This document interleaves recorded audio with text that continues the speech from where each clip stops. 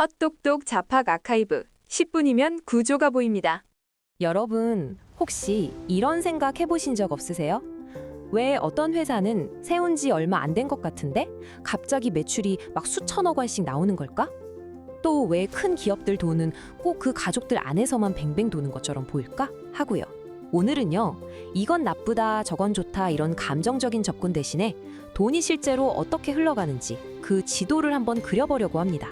그 구조를 파헤쳐보는 거죠. 이게 좀 복잡하게 들릴 수 있으니까 아주 간단한 예시로 시작해 볼게요. 자, 상상해 보세요.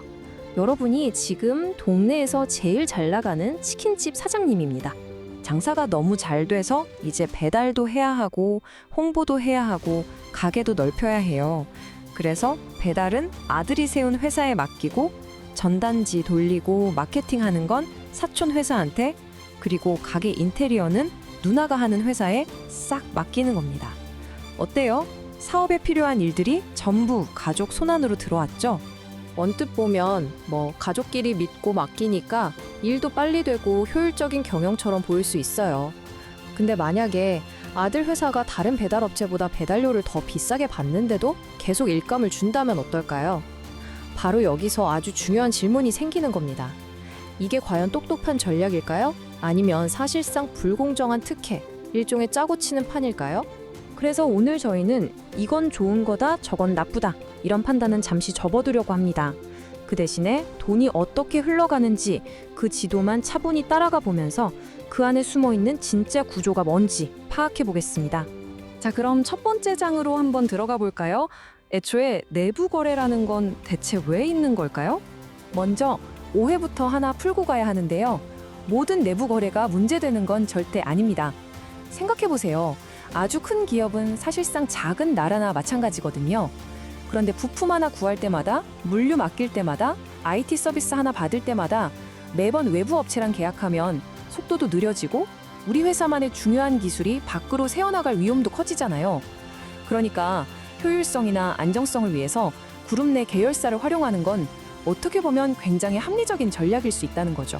이걸 비유하자면요, 내부 거래는 그룹 전체를 위한 전용 고속도로 같은 거예요.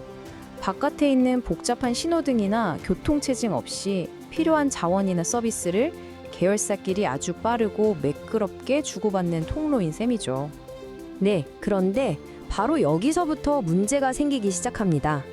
모두가 함께 쓰는 효율적인 고속도로라면 좋은데, 만약에 그 고속도로에서 나오는 통행료가 전부 다 특정 한 사람의 주머니로만 들어간다면 어떨까요? 바로 이 지점에서 논란이 시작되는 겁니다. 이제 문제의 핵심으로 들어가 보겠습니다. 바로 일감 몰아주기가 어떻게 설계되는지 말이죠. 어떻게 모두를 위한 고속도로가 특정 개인을 위한 비빌 터널로 변하게 되는 걸까요? 그 방식은 보통 이렇습니다. 먼저 총수 일가, 그러니까 오너 가족의 지분이 아주 높은 회사를 하나 만듭니다. 거의 개인 회사나 마찬가지인 곳이죠. 그런 다음에 그룹의 다른 계열사들이 아주 돈이 되는 계약들을 이 회사에 집중적으로 몰아주는 거예요. 그럼 어떻게 될까요?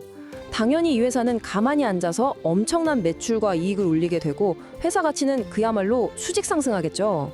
그리고 결국 이렇게 불어난 막대한 부는 경영권을 다음 세대한테 물려주는 데 필요한 자금으로 쓰이게 되는 겁니다. 경제학에서는 이런 행위를 터널링이라고 불러요. 이름 그대로 마치 회사에 몰래 터널을 뚫어서 그 안에 있는 돈과 이익을 지배주주 개인 창고로 빼돌리는 것 같다는 뜻이죠. 당연히 이 과정에서 그 회사의 주식을 가진 다른 일반 주주들의 몫은 줄어들 수밖에 없고요. 그러니까 여기서 진짜 핵심은 거래를 했다는 사실 그 자체가 아니에요. 그 거래를 통해 생긴 이익이 과연 누구의 주머니로 들어갔는가? 즉, 이익이 어디에 집중되었는가? 이게 바로 합법과 불법을 가르는 아주 중요한 기준이 되는 겁니다. 그렇다면 우리나라에서 이런 문제를 감독하고 판단 내리는 곳은 어디일까요? 바로 여러분도 들어보셨을 공정거래위원회, 줄여서 공정위입니다. 공정위는 어떤 거래가 불공정한 일감 몰아주기인지 아닌지를 판단하기 위해서 크게 이 5가지 기준을 종합적으로 봅니다. 거래 상대방이 가족 같은 특수한 관계인지, 거래 가격은 정상적인 수준이었는지, 처음부터 특정 회사를 밀어주려는 의도가 명백했는지, 그리고 그 규모가 너무 커서 시장의 다른 경쟁 회사들이 아예 기회조차 얻지 못하게 만들었는지, 이런 것들을 아주 꼼꼼하게 따져보는 거죠. 자, 그럼 이런 내부 거래 문제가 유독 한국에만 있는 특이한 현상일까요? 다른 나라들은 이 문제를 어떻게 보고 있을까요? 나라마다 접근하는 방식이 꽤 다른데요. 미국 같은 경우는 정보를 아주 투명하게 공개해서 시장 참여자들이 직접 보고 판단하게 하는 데 중점을 둬요. 유럽연합은 이해관계가 꼬이는 상황 자체가 생기지 않도록 사전에 막는 걸 중요하게 생각하고요. 반면에 우리나라는 일단 문제가 터지고 난 후에 그걸 적발해서 강력하게 제재하는 경향이 좀 더 강합니다. 바로 이 지점에서 규제에 대한 근본적인 생각 차이가 드러나요. 해외에서는 내부 거래를 사전에 관리해야 할 리스크로 보고 투명하게 공개해서 예방하는 데 초점을 맞춰요. 예방이 핵심인 거죠. 그런데 한국에서는 이 문제가 재벌가의 경영권 승계라는 아주 독특한 상황과 맞물리면서 일이 터진 뒤에 바로잡는 처벌에 더 무게가 실리는 경향이 강한 겁니다. 그래서 종종 법적인 문제를 넘어서 도덕성의 문제로까지 번지기도 하고요. 자, 그럼 다시 처음으로 돌아가 볼까요? 우리가 지금까지 분석한 이 복잡한 구조가 결국 우리가 느끼는 감정, 특히 분노와 어떻게 연결되는 걸까요? 사실 대부분의 사람들은 복잡한 기업 지배구조 이런 거 잘 몰라요. 관심도 없고요. 하지만 본능적으로 이런 질문을 던지게 되거든요. 잠깐만, 저렇게 자기들끼리 다 해먹으면 결국 내가 사는 물건값만 비싸지는 거 아니야? 저건 그냥 오너 가족들 배만 불려주려는 속셈 아닌가? 나처럼 주식 몇 주 가진 일반 주주들은 손해보는 거 아닌가? 바로 이런 의문들이죠. 결국 우리가 분노하는 근본적인 이유는요, 복잡한 재무제표나 M&A 구조 때문이 아니에요.